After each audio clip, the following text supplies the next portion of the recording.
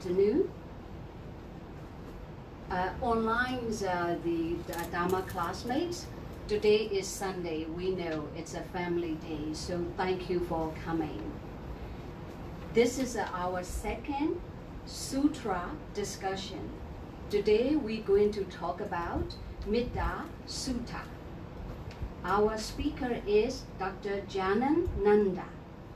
He got his bachelor degree from Sri Lanka. Then he came to University of Hong Kong to do master degree and then PhD degree. He had a monastic training for the past 15 years. At present, he is working at Hong Kong U, and he's assisting in translation in a project called Commentaries on Majjhima Nikaya. So thank you, Dr. Jnan Nanda, for helping us today. And I would like to thank Professor Dharma Jyoti and the Dharma classmate and the BDC and all of you giving me the second chance to be an MC again today. So now I'd like to invite Dr. Jnan Nanda to the chant Metta-sutta. Then he will explain after the sutta that we will have a discussion, the meaning of the sutta, and then we will have a discussions, right? And then I will open the floor to the question and answer, and then the Dharma friends are online and then here could ask questions. Thank you. Thank you, Maurice. And thank you everyone for coming to the talk this afternoon. Although it's a weekend. And the main purpose of this discussion series is that we chant the sutta and then we explain the meaning. And actually, there are two Metta-suttas in Pali or in the Theravada tradition, and we are mainly focusing on the longer version. And so the one we are going to focus today is called Karaniya Metta-sutta, actually. Although you see that in the handouts I distributed, you find the title Metta-sutta. Actually, both the discourse is known by both names, and we also find another Metta-sutta which goes by the name Metta-nisangsa Sutta, which is found in the Anguttara Nikaya. And we'll first begin with the chanting of the sutta in Pali, and I would like you all who know Pali to follow me. We can chant together. And then later we'll discuss the meaning of the text. Namo tassa bhagavatu arahato samma sambuddhassa. Namo tassa bhagavato arahato samma sambuddhassa. Namo tassa bhagavato arahato samma sambuddhassa. Karaniya matta kusalena yantam santam padam abhisameccha. Sakko uchu sasuchu sasuvacho sasamudu anatimani. Santo sako sasubaro cha appakicho sasallarukavutti. Santindriyo chanipako cha appakappo kulesu ananugitto. Nacakuttang samacare kinciyena vinyo pare upavadeyo. Sukino vake mino hontu sabbe satta bhavantu sukitatta. Yeke sipana bhutatti tasawa tavarava anavasesa. Digava ye mahantava majjhima rasaka anukatura.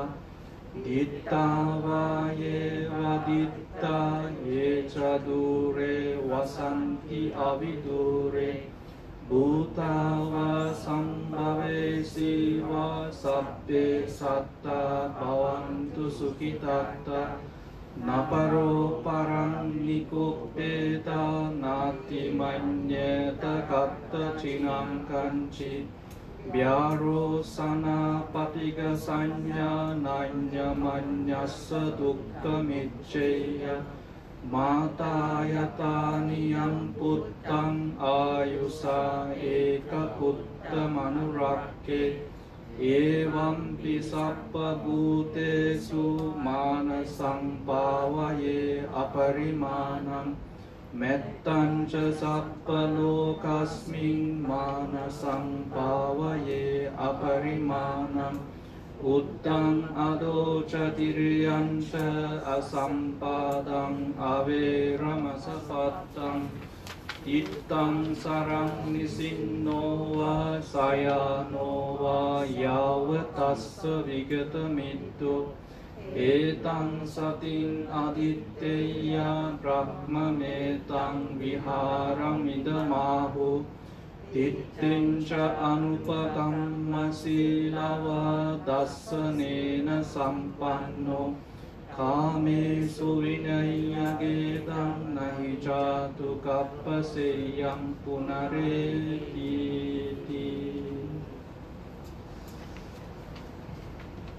So that's the chanting of the discourse in Pali, and then I want to make a very small and very humble reminder at the beginning before we proceed to the discussion. Actually, this has been already reminded by Venerable Amritananda last time in the last Sūtra discussion. That is this chanting of the sutras or the discourses in the Buddhist traditions. They are very common, whether it's in Theravada or in Mahayana or in the Tibetan tradition. But actually, it's not the case that by chanting the sutta you will get something. By chanting the suttas, you will get your problems solved. So the most important thing behind this is that you need to understand the meaning of the text.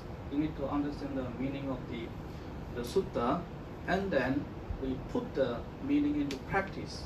And that's the main important thing. So, in other words, actually, we will find meaning in the sutta only when we put them into practice. Only then we can benefit from the Buddha's teaching. So, this is what actually we are trying to do now. We have chanted the text, the original text in Pali, and then now our task is to try to understand the meaning of the sutta, and then later, or even now, we can put the meaning into practice. And let's then next let me briefly tell you what we are going to discuss. And we have chanted the sutta now in Pali, and we will also read the English translation of the sutta, and also we will try to understand the background of the discourse. That means why the Buddha preached this discourse, and also we will try to explore the meaning of metta, which generally means loving kindness, in detail. And we will also understand the discourse, dividing it into two parts, namely moral conduct and the method of the practice of loving kindness. And then we will then explore the Buddha's teachings of loving kindness, where he directs his loving kindness towards all living beings. And then we will also briefly discuss about the meditation on loving kindness. And furthermore, we will then also again briefly discuss or see how is the topic loving kindness is listed in other important Buddhist topics. And at last, in our concluding discussion, we will discuss about the 11 benefits that Buddha has mentioned that we can expect by practicing loving kindness. And let us read through the English translation of the Pali text. So I will read it, and you can follow in mind. He who is skilled in his good and who wishes to attain that state of calm should act thus. He should be able, upright, perfectly upright, amenable, gentle, and humble, contented, easily supportable, with few duties, of light livelihood, controlled in senses, discreet and not impudent, not be greedily attached to families. He should not commit any slight wrong such that other wise men might censor him, and he should think thus: may all beings be happy and secure. Whatever living beings there are, feeble or strong, long, stout or medium, short, small or large, seen or unseen, those dwelling far or near, those who are born and those who are not born, may all beings without exception be happy. Let not one deceive another, nor despise any person, whatever in any place. In anger or ill will, let one not wish any harm to another. Just as a mother would protect her only child, even at her own life's risk, even so let him cultivate a boundless heart towards all beings. Let his heart of boundless love pervade the world, the whole world, above, below, and across, with no obstruction, no hatred, and no enmity. Whether he stands, walks, sits, or lies down, as long as he is awake or he is mindful, he should develop this mindfulness of loving kindness, and this is said to be a divine abiding. Not falling into views, that is referred to wrong views. Virtuous and endowed with insight, he gives up attachment to sense desires. Truly, he does not come again for the conception in your own. That means he is not, when he practices this loving kindness and he has attained higher spiritual attainments, he is not to be born again. That means he would end the cycle of birth and death. And then we proceed to the next point, that is why this discourse was preached by the Buddha, or why the Buddha preached this discourse. Actually, the primary aim and why he preached this was to ward off evil spirits. And then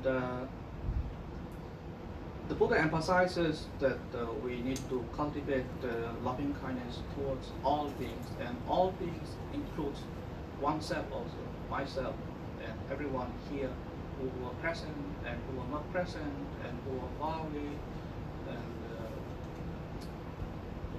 even the non-human beings. And there's a very interesting story behind this, this, why the Buddha preached this discourse, and I want to explain you this story actually. So the Buddha was living in his famous temple called this Jetavana in the city, ancient city called this Savatthi. And just before the rain retreats, I think the monks have just concluded the rain retreats at present, and they stay in one place for 3 months, practicing the Dhamma and also meditating, not moving here and there. So at that time, the 500 monks who were supposed to start their rain retreats, they went to the Buddha to pay their respect and to seek the Buddha's permission to go to the foothills of the Himalayas to spend their rain retreats for 3 months.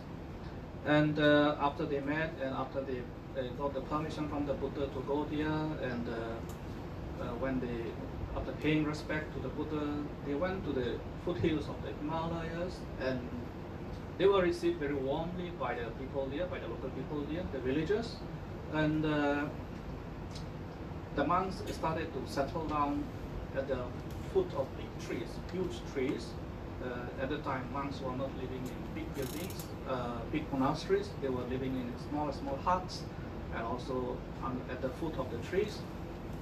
They had very simple life actually at the time, and then the local people, the villagers, they helped the monks. They provided the monks with the necessities they needed, and the monks started their rain retreats. But the problem is that actually the commentary which explains the story, commentary on this discourse explains the story, saying that these big trees are actually inhabited by deities, or in Pali, the devas. And then they were initially very happy that the monks came to their place, and they thought they are guests. So these deities, they also vacated their place and allowed the guests, the noble guests, to settle there for a while. But the problem was that these monks were not living. They were staying there for a long time.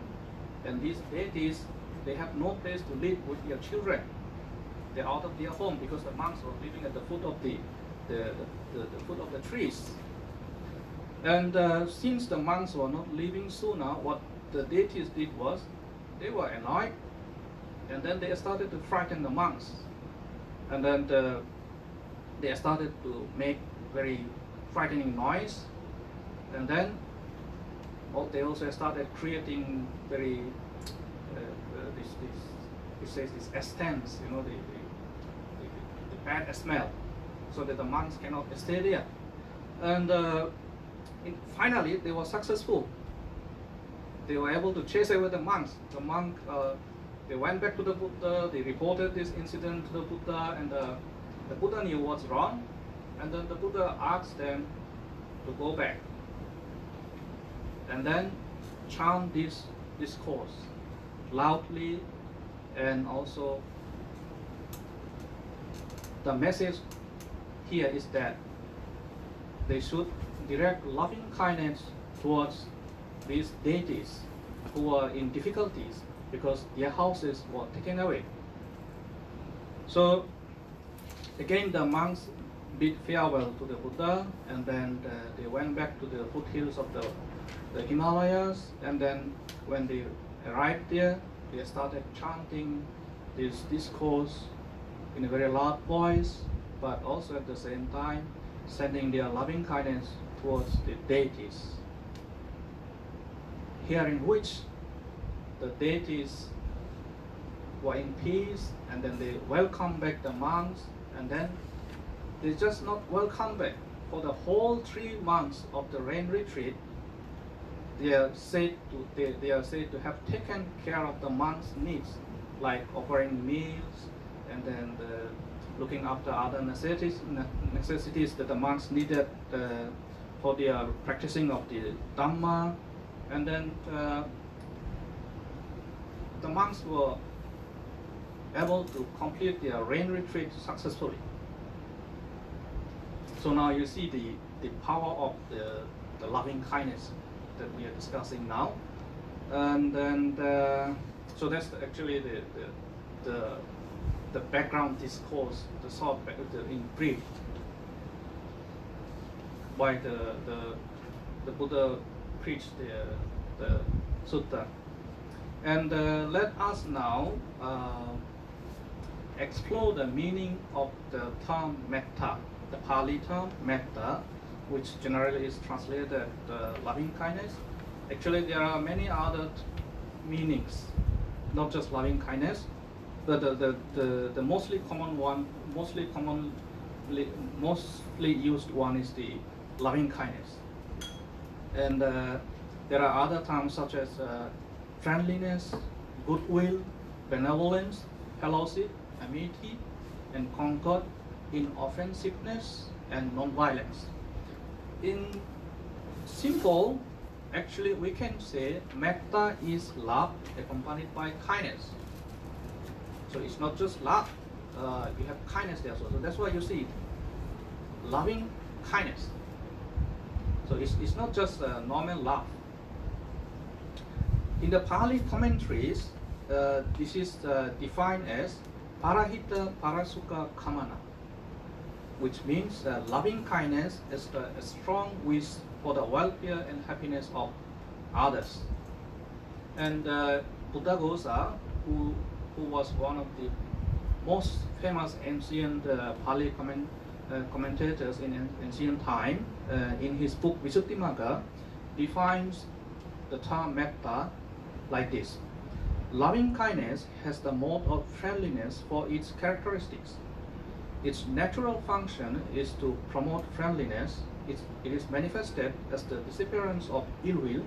Its footing is seeing with kindness. So like just now we have said that love with kindness. When it succeeds, it eliminates ill will. When it fails, it generates into selfish affectionate desire.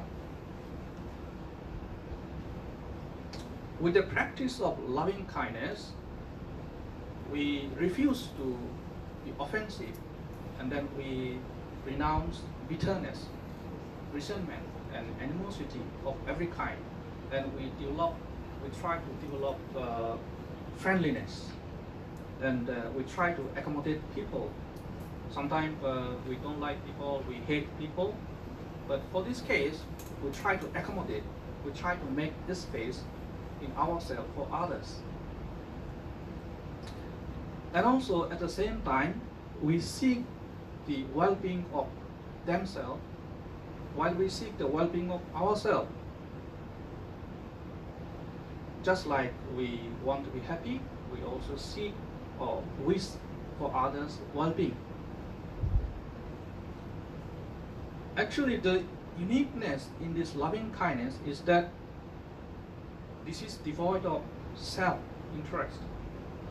That means now actually as worldly beings, when we say love, it's mostly related to us, to ourselves. Now say if I love somebody, it's mostly concerning us actually. And it's very natural. But here, what we are discussing is not just that kind of love.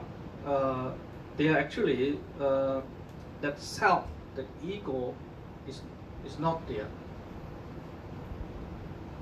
So that is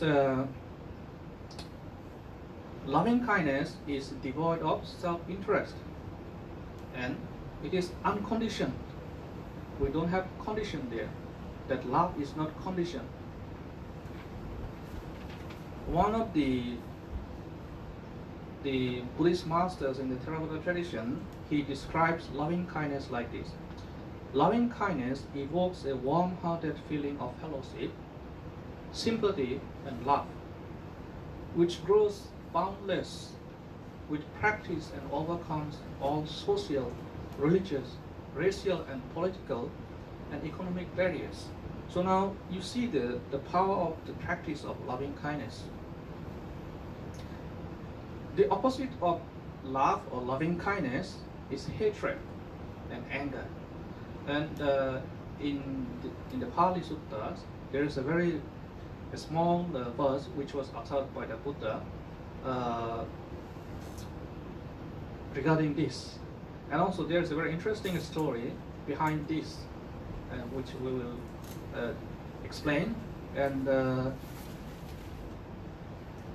translation of the verse goes like this: hatred is indeed never appeased by hatred in this world. It is appeased only by loving kindness. This is an ancient law. The Pali text reads as follows: Nahi verena verani sambandita kudachana averena cha sambandi esadamo sanantano. And the story is as follows. So the name of the story is the story of Kalayakini. That means it's about the female demon actually. The story goes like this. In the ancient time, a householder has a wife, but the wife is barren.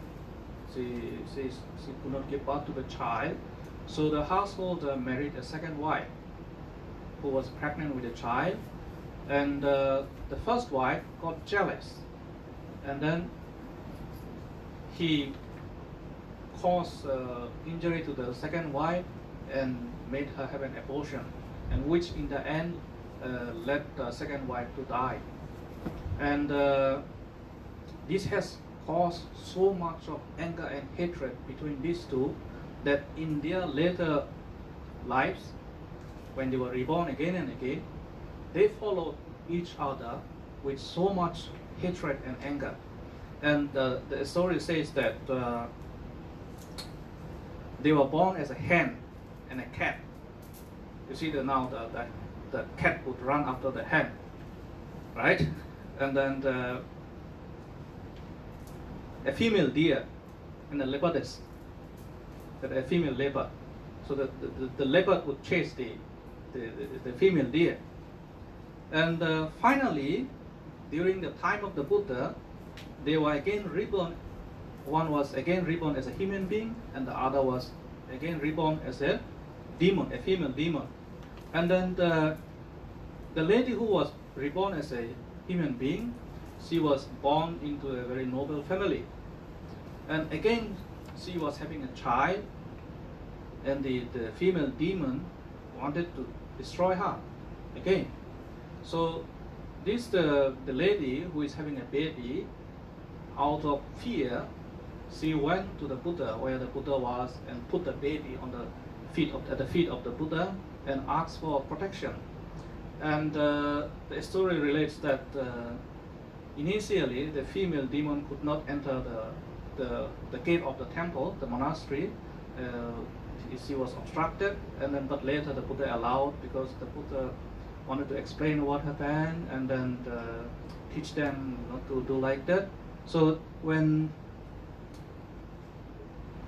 the female demon went to the Buddha explained how their anger and hatred grew. It's not just in this life, it's also in their previous lives. And the Buddha concluded his meeting with these two with the Pali stanza that we just chanted.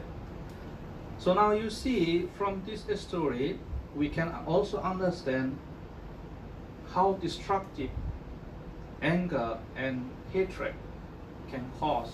Now see, these two ladies, they were being reborn again and again, but they were chasing each other to destroy one another just because of anger and hatred. And the moral of the story is that we need to have loving kindness, not hatred and anger. Loving kindness for our own self, and also loving kindness for everyone around us in the world.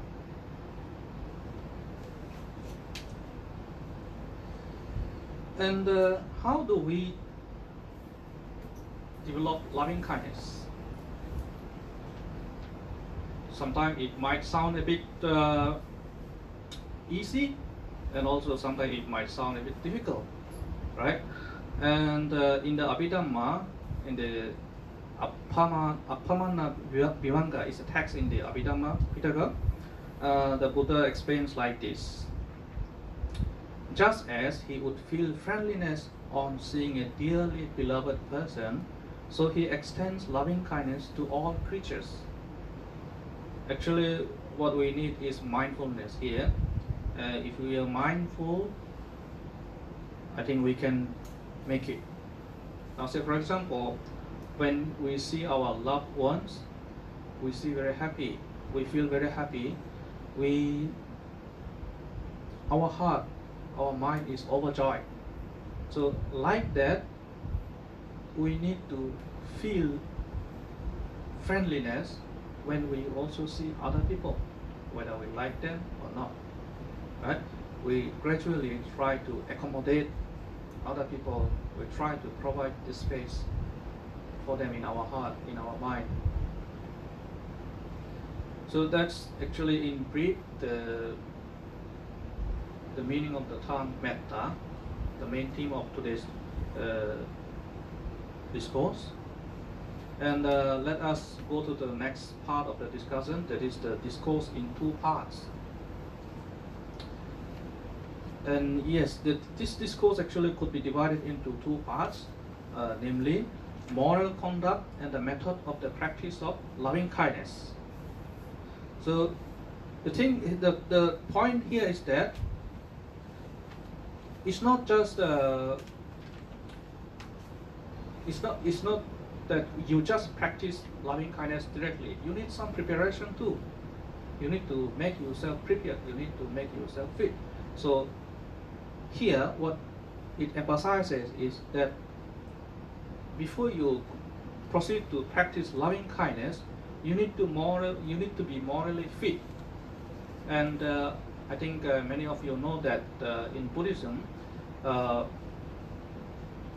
morality is the foundation. Is one of the three foundations in Buddhism.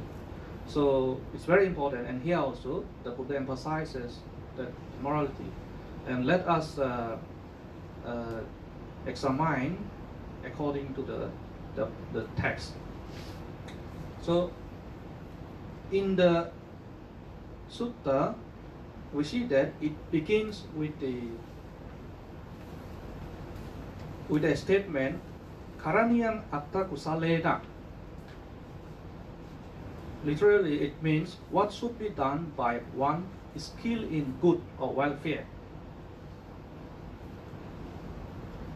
Yantan santang padang abhisamecha, so as to gain that state of peace. That means, here it means nibbana. So a person who is skilled in his welfare as well as others' welfare, he wishes to attain nibbana. And then he needs to prepare himself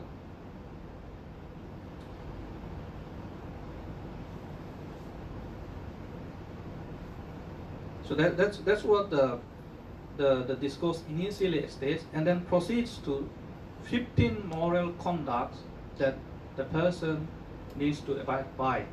And they are sakko, which means capable. He needs to be capable. That means he needs to be energetic in three aspects. That is, morality, concentration, and wisdom. And again, also, many of you might be familiar. What are these things? Actually, these are the three divisions of the Buddhist middle path, or the Noble Eightfold Path: Sila, Samadhi, and Panya in Pali. And the second one is Uju, which literally means upright, or honest, or sincere. And the third one is Suhuju, perfectly upright. So, not just honest. He cannot be just upright. He has to be perfectly upright. He has to be perfectly honest or sincere. And the fourth one is Suvacho, which means easy to advise or easy to talk to. That means he is not stubborn or he is not offensive, but he is ready to receive admonitions whenever he needs, whenever the condition is there. And then he is also open to criticism. That means when he has a mistake, when he has made a mistake, he is open to criticism. If somebody points out that he has made a mistake, then he would accept that. And the sixth moral conduct is anatimani. He needs to be humble. That means he needs to be he needs to give up his proudness. And santusako, he needs to be contented. So now, how contented? Now see in the Buddhist monastic order, we see that the Buddha has recommended that the monks and the nuns be contented with the four requisites. That's the food and the shelter, right? Clothing and medicine. So these are the minimum requirements that a person needs to live. So contented here, by contented, it means that whatever he has or she has, he needs to be contented and satisfied and not expect for more. And the eighth moral conduct is subaro, which means easy to support.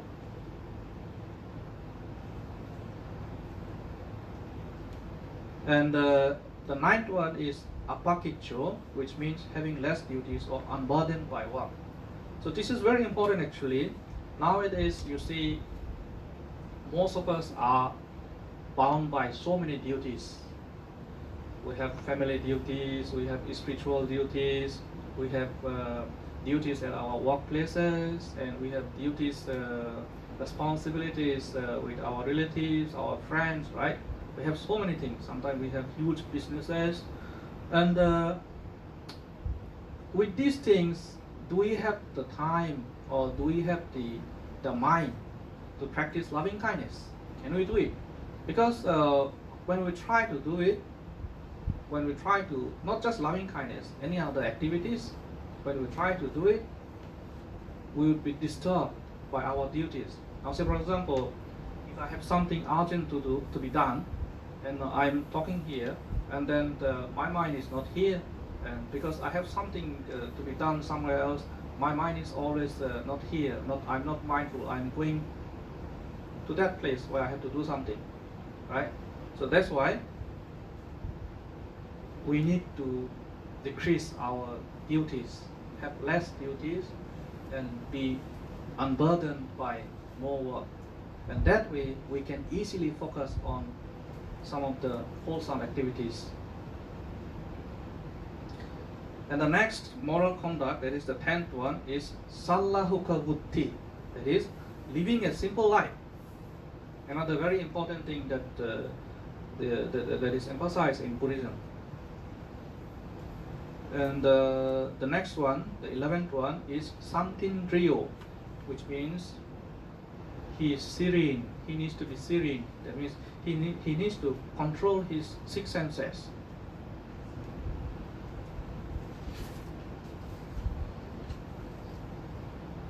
The 11th one is nipako, which means discreet. That means it literally means to be mindful of his actions. He should know what kind of actions he should perform, and when to perform, and where to perform, and for whom to perform. The 13th one is appagapo. That means being modest or being polite, physically, verbally, and mentally. And the next one, the 14th moral conduct, is kulesu ananugittu. This is also very common for us. That is, not too attached to families. So if we are too attached to families, sometimes we can't make sacrifices for the betterment. And the last one is nachakutta machare kinchi yena vinyo pare upavadeyum. He should not commit any misdeeds, even the slightest misdeed, which the wise people would criticize. So these are the 15 moral conducts that the Metta-sutta prescribes that one needs to develop or cultivate before he proceeds to practice loving kindness. And that is the first part, the first division of the discourse. And let us go to the next division, that is the method of the practice of loving kindness.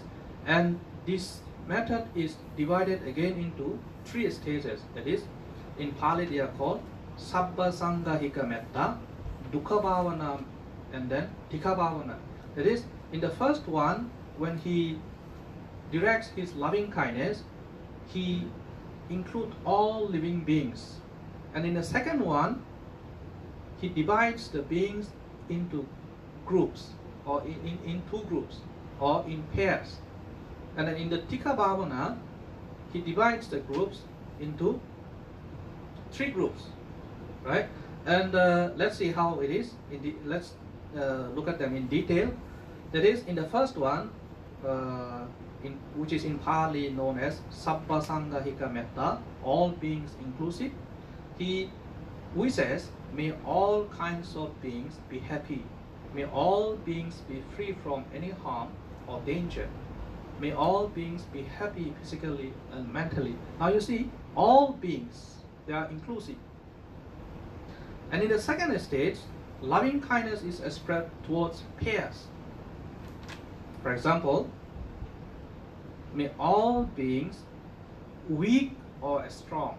Okay.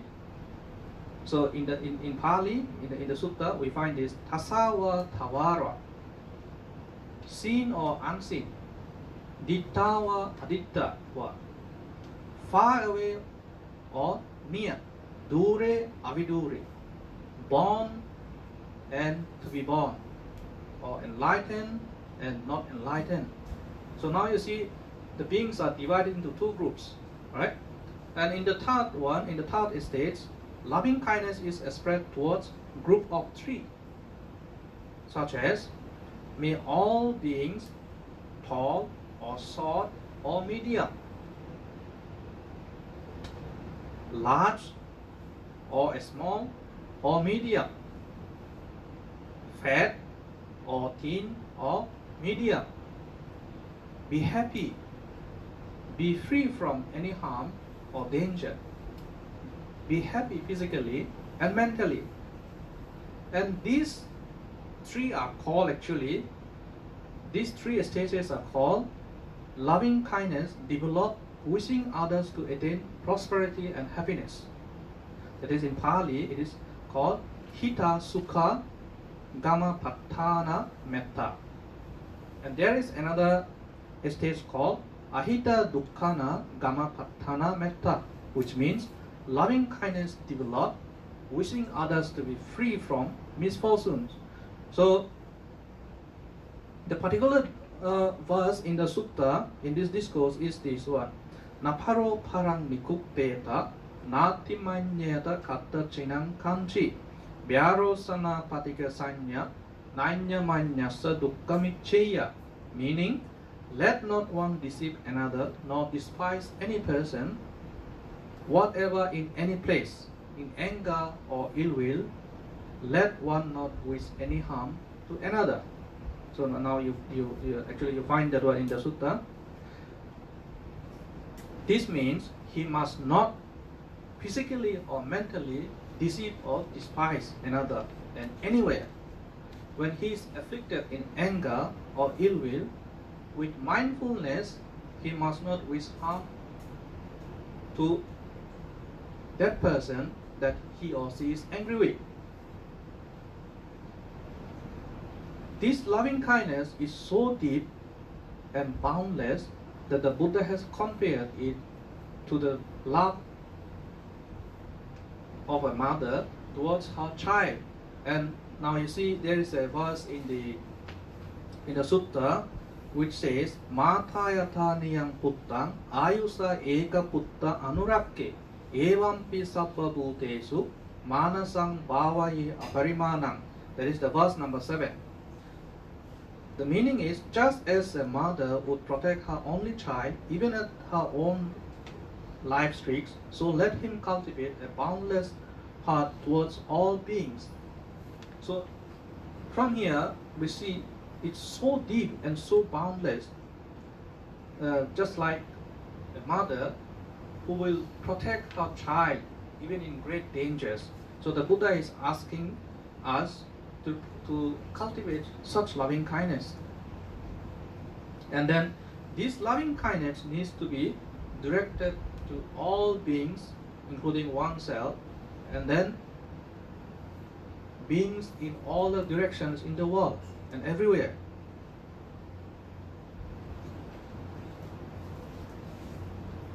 And when one practices loving kindness in such a way, he has the possibility to gain higher spiritual stages, while he would be protected by his moral virtues. He would also at the same time attain the jhanas or the higher meditative attainments. And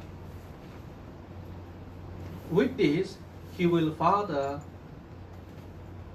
give up the sense desires, and then also he would be able to stop the cycle of birth and death. And let's go to the next point. I think we are running out of time. I'll try to be as brief as possible.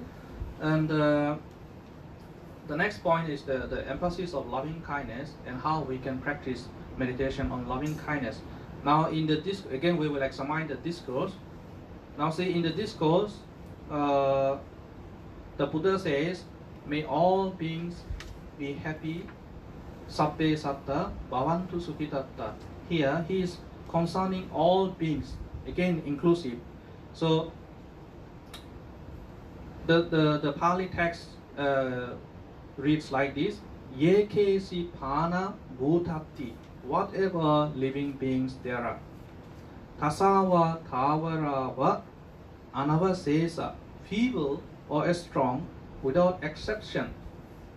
Digawa ye mahantawa, tall, long, or large, or big. Majjima rasaka anuga thula, medium, short, small or large. Dittawa yewa aditta, seen or unseen. Yecha dure vasanti aviduri, living far away or near. Bhutawa sambhavesiva, those who are born and those who are to be born. Let his heart of boundless love pervade the whole world, above, below, across, with no obstruction, no hatred, and no enmity. So now you see, no beings are excluded, no directions are excluded, right? And then it proceeds saying that whether he stands, or he walks, or he sits, or he lies down, as long as he is awake, he should develop this mindfulness of loving kindness. And in another sutta in the Anguttara Nikaya, called this Ahi Sutta, the Buddha asks the monks to extend loving kindness even to the footless beings like snakes, two-legged beings like humans, like us, and four-legged beings and many-footed beings. So from this, we come to know that the loving kindness taught in Buddhism is not exclusive, it's inclusive. So everyone is included. And we will come to know further about this from the few examples of meditation on loving kindness. Actually, there are many various styles of the meditation on loving kindness, but we will explore only a few, and they are according to the another Pali text called Patisambhita Magga. And I want to also make another reminder here before we proceed to explore those things. It is important to prepare oneself before proceeding to the action, right? It's usual that for anything we do, we prepare ourselves in advance. So for these meditations also, we prepare. And how we prepare, we become aware, or we acknowledge that we are ordinary human beings, and we are affected by greed, hatred, and delusion. So first, our duty is that before we proceed to do the meditation on loving kindness, we acknowledge the presence of these three, that is, greed, hatred, and delusion in us, and we become mindful of their presence in us, and then that way actually we can concentrate, we can practice better, because when we are affected by these three roots of evil, we can easily get rid of them because we are mindful of this, and then again we can return back to our practice of loving kindness. And here I have selected 3 examples of meditation on loving kindness. The first one is the most common one, and it is called Deliverance in 5 aspects. So here, first, one wishes the well-being of himself, and then just like such as, may I be well and happy, may I be free from suffering, disease, grief, and worry and anger, and may I be strong, self-confident, healthy, and peaceful. And then he proceeds to do the same thing for his loved ones. And a neutral person, by a neutral person, it means who he or she is not angry or not too attached. And then next, he proceeds to direct his loving kindness towards a person that he or she doesn't like an enemy, someone that we have conflict with. And in the last stage, he wishes the well-being of all beings, such as, may all beings, men and women, animals, and all living beings in east, west, north, south, above, below, irrespective of class, color, or sex, be well and happy, be free from suffering, disease, grief, worry, and anger, and be strong, self-confident, healthy, and peaceful. So this is the first examples of meditation on loving kindness, which is called Deliverance in 5 aspects. The second one is Deliverance in 7 aspects. That means there are 7 groups of people. Okay, 7 groups of 7 groups of beings. So they are all women, all men, all noble ones, all who are not nobles, all deities, all human beings, and all those in the states of deprivation, be free from suffering, distress, enmity, anxiety, and may they guide themselves to bliss. This is the second example. And then the third example is Deliverance in 10 aspects. And actually in this the meditation on loving kindness, it is focusing on the directions. There are 10 directions. So it is advised that all beings in all these 10 directions, namely in the eastern direction, in the western direction, in the northern direction, in the southern direction, in the eastern intermediate direction, in the western intermediate direction, in the northern intermediate direction, in the southern intermediate direction, and in the downward direction and in the upward direction, be free from enmity, distress, and anxiety, and may they guide themselves to bliss. These are the 3 examples of meditation on loving kindness according to the Patisambhida Magga. And actually, in general, we may ask, what is loving kindness?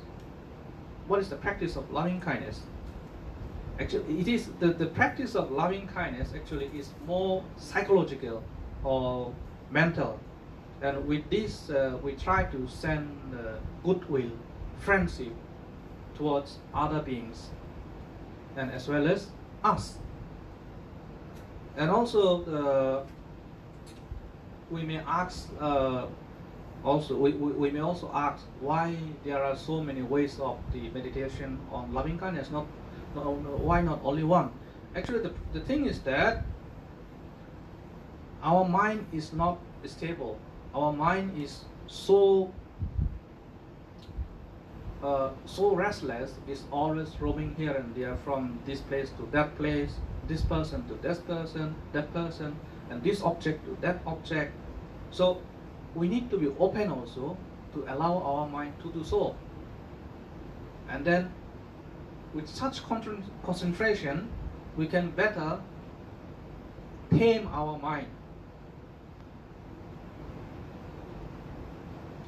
And if we try to focus on one thing always, say for example, we have the only one object of loving kindness, but our mind is roaming. So rather than not sticking to one, what we do is we try to be aware or acknowledge, be mindful of our mind. It's running here and there. And we become aware that it is running here and there. It's restless. And then so we try to focus on different objects. That way we are not stuck on one object. Okay? And I also want to explain you that the topic that we are talking is so important that it is also included in other important Buddhist topics, such as loving kindness is the first of the four sublime states, or in the Pali it's called Brahma-viharas, which are said to be the foundational way to end all the social conflicts in the world. And the other three are compassion, sympathetic joy, and equanimity. And they are said to provide solutions for all the social problems, including conflict and struggles. And then these four help to level social barriers, build harmonious communities, revive joy and hope, and promote human brotherhood against the forces of egotism. Since we don't have enough time, I will briefly go to another one, and that is the loving kindness is also listed as the ninth of the 10 perfections or paramitas in the Theravada Buddhism. Now, these perfections are meant actually for the bodhisattvas or the aspiring Buddha, one who is aspiring to be a full and perfect Buddha in the future. So he needs to fulfill all the 10 perfections, and among the 10, loving kindness is listed as the ninth. So now we see the importance. It's so important that even the bodhisattva also have to fulfill this. And finally, I hope we can conclude with this. That is we explore the benefit of the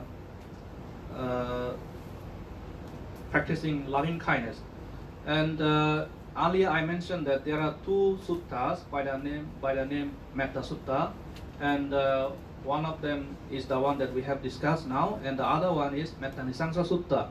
So in the Metta-nisangsa Sutta, the Buddha explains 11 benefits that we may expect to receive when after practicing loving kindness. And they are: 1 sleeps well, 1 awakens well, 1 does not have bad dreams. So the first 3 are related to sleeping. That means when one practices loving kindness, he can sleep well, he will be happily waking up in the morning, and then also at night he will not have bad dreams, but rather he will have sweet dreams. And 1 is pleasing to humans, 1 is pleasing to non-humans, because when one is practicing loving kindness, he is sending his goodwill, the message of goodwill, for himself as well as for others. And he won't have enmity towards others, he won't have hatred towards others. So that means when he is sending the message of friendliness and goodwill, he can be in a very harmonious environment, and for that people will adore him, people will love him. As a result, he would be pleasing to humans as well as non-humans, and plus the deities will protect him. And also, fire, poison, and weapons do not injure him. Actually, this fire, poison, and weapons is not that when he put the hand on the fire, he won't get burned. What it signifies is the external dangers.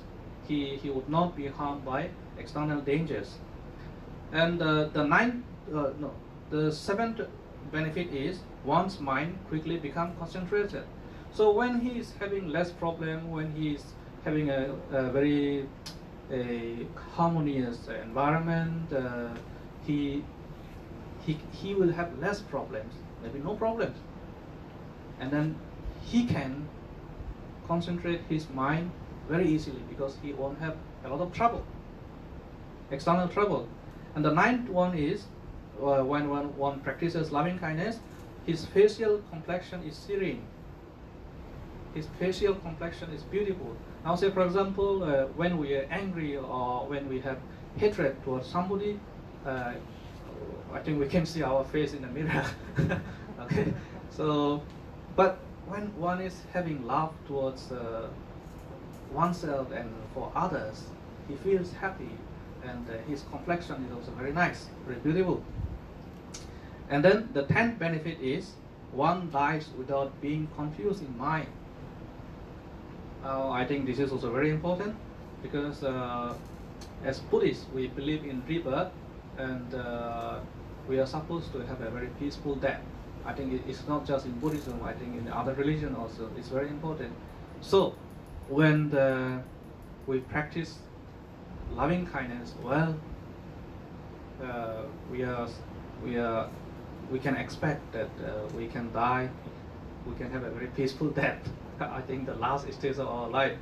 And the last one, the last benefit, that is, if the person cannot attain arahantship or enlightenment, that person will still have a better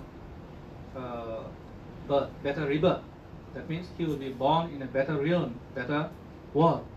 So these are the 11 benefits that the Buddha stated that we can expect after practicing loving kindness. And I want to also emphasize one more thing, that is Buddhism among the world religions is quite famous for a very special feature, for a very special reason, that is peace. And this feature is actually based on loving kindness, non-violence, the friendliness. So it is because of this Buddhism is famous among the world religion, and yeah, I think that is the conclusion of the talk. And thank you. Sadhu, sadhu, sadhu, sadhu.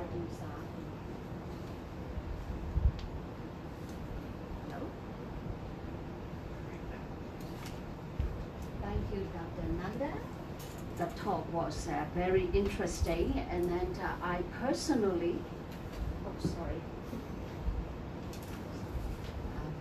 thank you, Dr. Nanda. The talk was very interesting, and then I personally, like the part that the part that you said, that we need to prepare ourselves before we practice, and then we have to be morally fit. So we need to be very good. Concentration, morality, concentration, and then the wisdom, sila, samadhi, and panya. Yes, yeah. So now, I'd like to open the floor, for the questions and answer, and then also online, the Dharma friends. Do you have any questions? Anyone here? Do you have any questions, Venerable? And do you have any questions?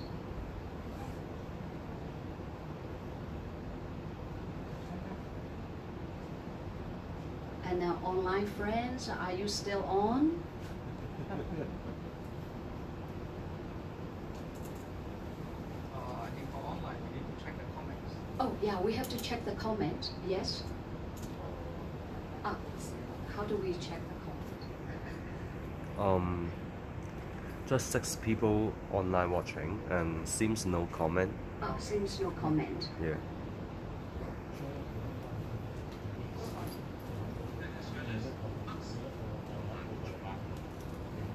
Yes, Venerable, do you have any questions? Yes.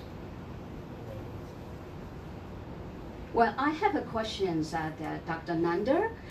I was just wondering, the difference between metta and karuna. Karuna we also call compassion, and then metta is the loving kindness. Could you sort of like explain the difference between? I have included a very brief discussion about this, but I skipped because of the time. Ah, right. So, okay. Yeah, this is a very common question actually. And the difference between these two is that it's the act of generating goodwill. And it's more like, just like I mentioned earlier, psychological. Psychological, Yeah, yes. the inner willing. Yes. You send the message of goodwill, the friendship, But compassion is beyond that.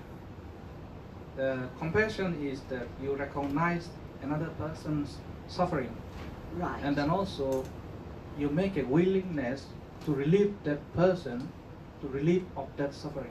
So it's more like an empathy. Yeah. Yes, Yeah. you put yourself into another's shoes and Yeah. see how the suffering goes and how would you feel. Yeah.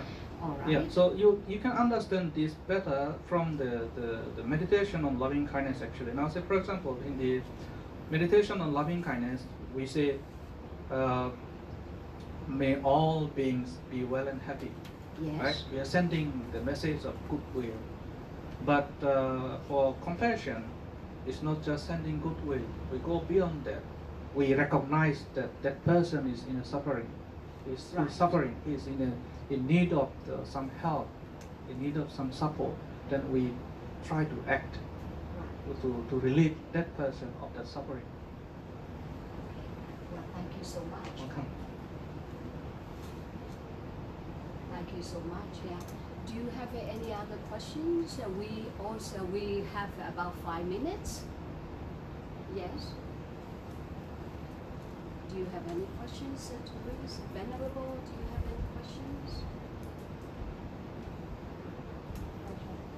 Yes, yeah. So since we don't have any questions, Dr. Nanda, would you like to add some other things that we should be aware of? The loving kindness that we could practice into our daily lives? Well, actually I have said almost all the things, and generally this is the explanation on the loving kindness. But of course,